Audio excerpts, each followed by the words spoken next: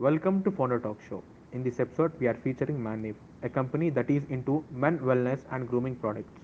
Watch Major Sunil Shetty in conversation with Rajan Kalra, founder and CEO of Manive. Welcome to the Founder Talk Show, Rajan. Thank you. Thank you so much. Thank you so much for calling.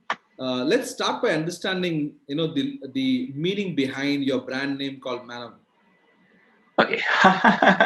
So Maniv comes from, man and active. So we have joined a suffix IVE to man, and that makes it Maniv. So you need to be, it's to be active and confident. So that's what Maniv is. And I see, through our research that most of your products are around, men grooming. How's the market? How's the market today? And how was the market before the lockdown or the pandemic? Okay. So, considering how the market is, if you see the market share of men's grooming space, it's a huge market. If you say 2016, the men's grooming market in India was somewhere around 1.4 billion USD, and it's been growing exponentially.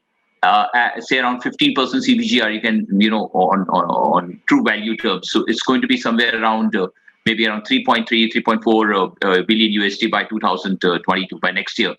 There has been a kind of a little,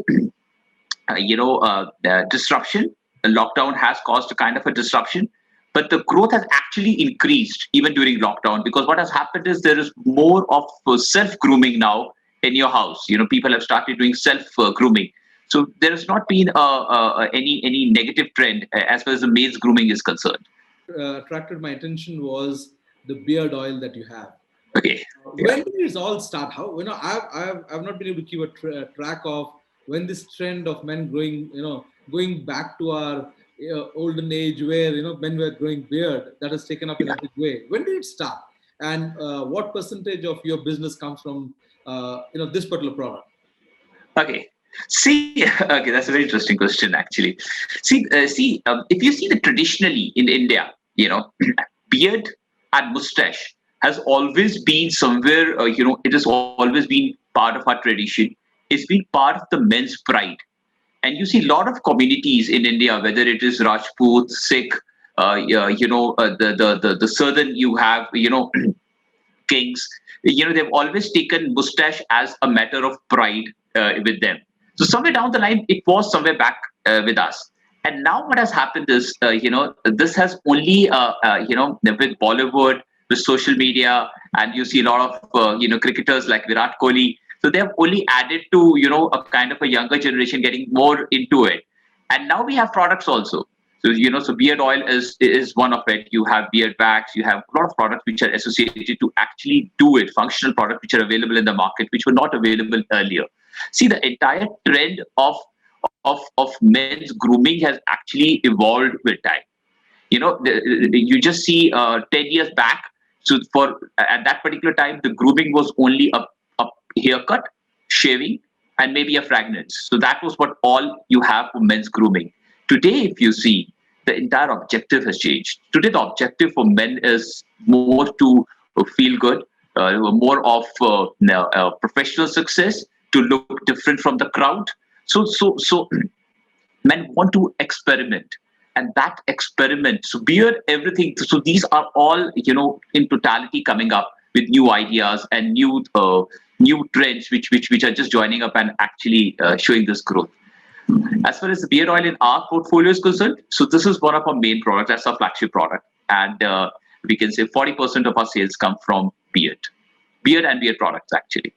Well, clean shaven people like me are not your customers. I understand. I think one place where urban men are started to compete with women is the personal grooming space. How do you see this market growing up in terms of, let's say, revenue, in terms of value for you? See, the grooming market, the men's grooming market actually, and where we are in a sustainable brand. First of all, something which is a very niche segment, a sustainable brand. We are an eco-friendly brand. And if you see a larger picture of the men's grooming market, which is showing an exponential growth, I said, of 15% on true value. So this is probably the best growth any particular segment can show, and this segment is actually showing that growth.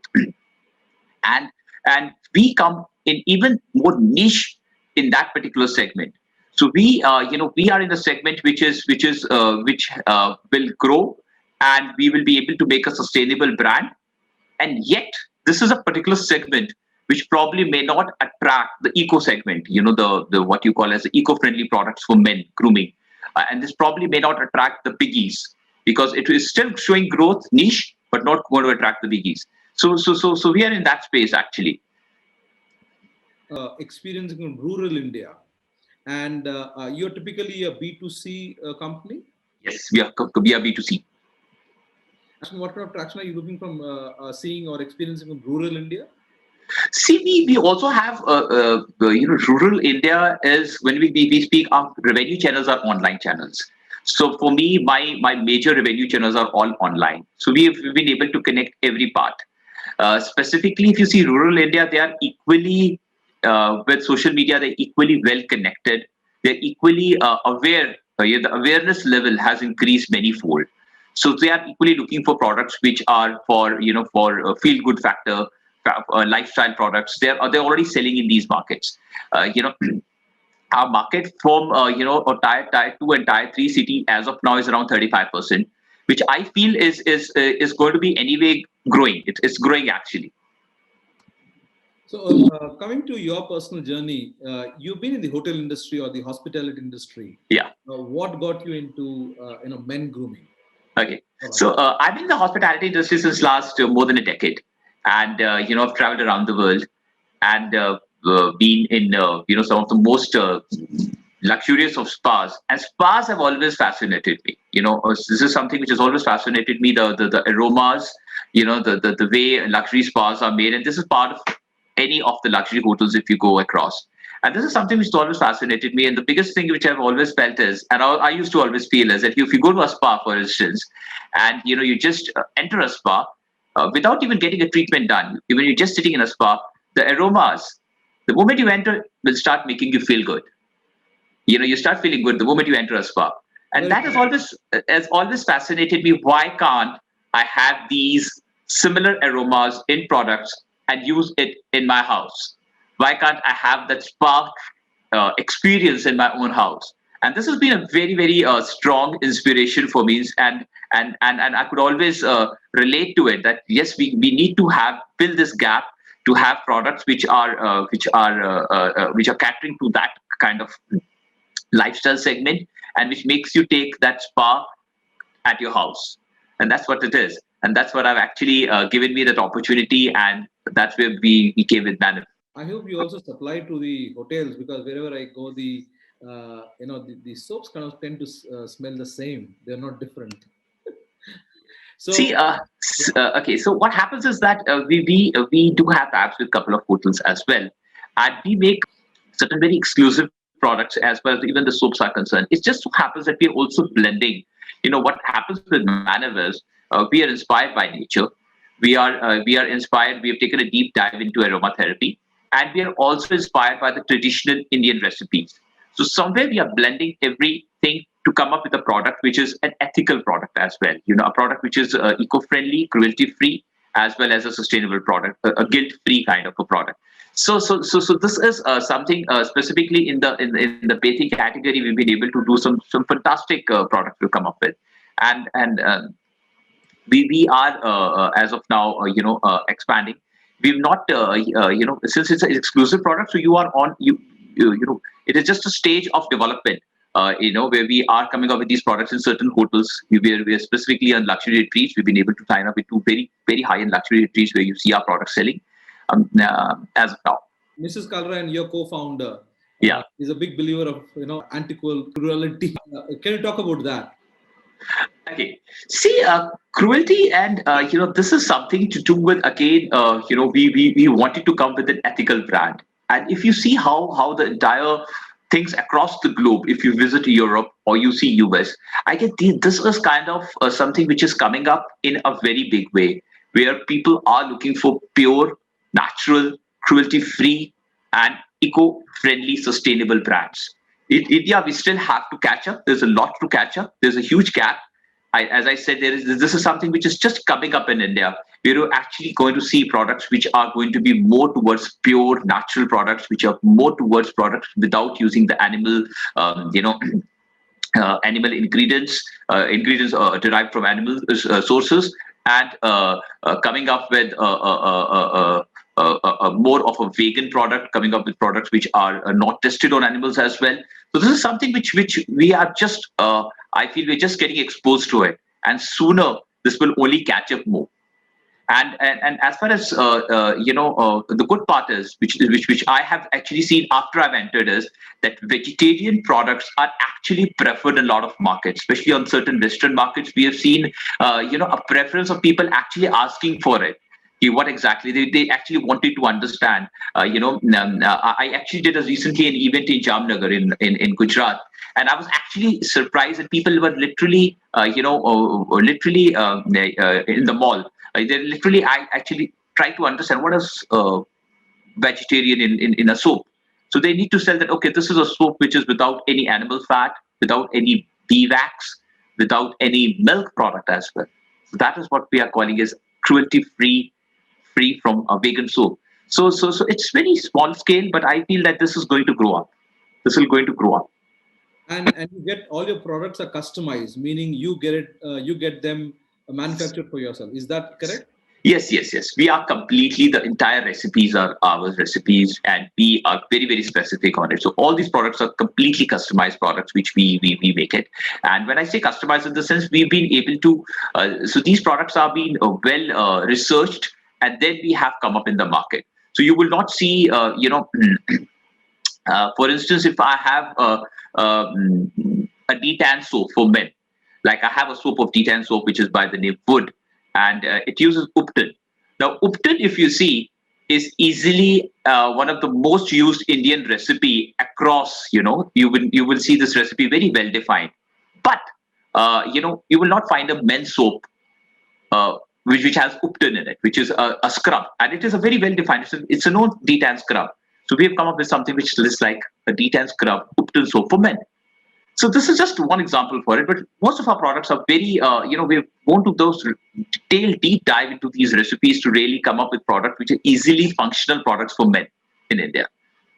Women tend to go into all men areas, and they're breaking all the glass ceilings. Can women try your products also, like the detan stove?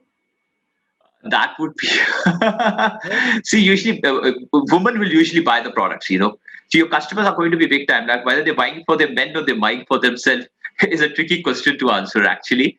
But since we're using natural products and we're using pure products, we don't have a data for it, actually. No, why I asked is because there's Upton in it and it's a detan soap. So Yeah. is there anything that goes into the product that is not friendly, skin friendly for women?